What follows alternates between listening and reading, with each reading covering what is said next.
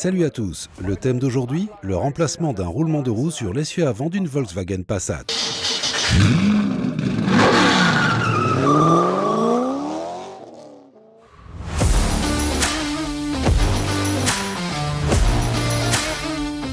Salut à tous, je vais vous expliquer comment remplacer un roulement de roue sur l'essieu avant d'une Volkswagen Passat B8.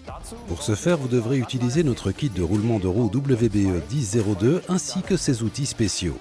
Avant de commencer, je vous rappelle que les roulements de roue sont des pièces de sécurité importantes. Ils supportent tout le poids du véhicule. Veillez à préserver leur qualité et ne faites pas n'importe quoi avec ces pièces.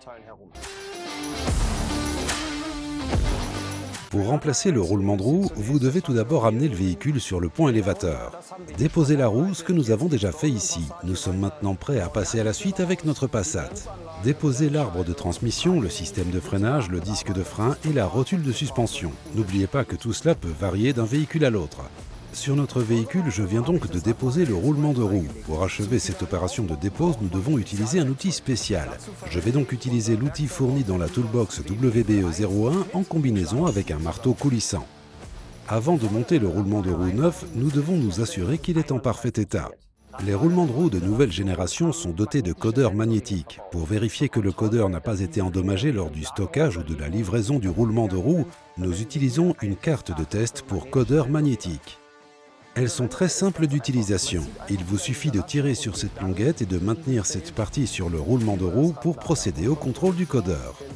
La présence d'une zone de rupture à ce niveau indique que le roulement de roue est défectueux. Voilà par exemple à quoi ressemble un codeur défectueux. Ce roulement de roue est en parfait état et peut être monté.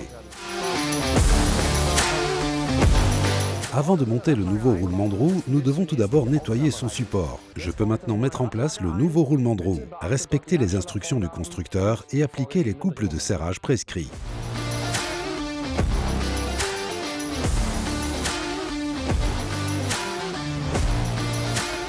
Je peux maintenant serrer les vis du roulement de roue. Sur notre Passat, le couple à respecter est de 90 Nm et 90 degrés. N'oubliez pas que ces valeurs peuvent varier d'un véhicule à l'autre. Il est important de respecter les prescriptions du constructeur.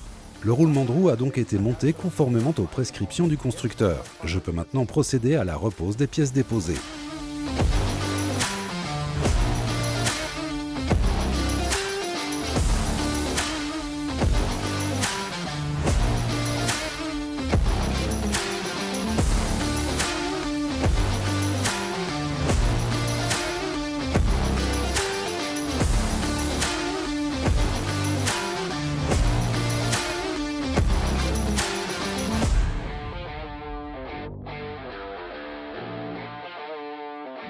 Avant de remettre le véhicule en circulation, veillez à effectuer un essai de conduite. C'est précisément ce que je vais faire. Si cette vidéo vous a plu, n'hésitez pas à la liker ou à nous le faire savoir en commentaire. Tout est clair pour vous? À bientôt dans votre atelier.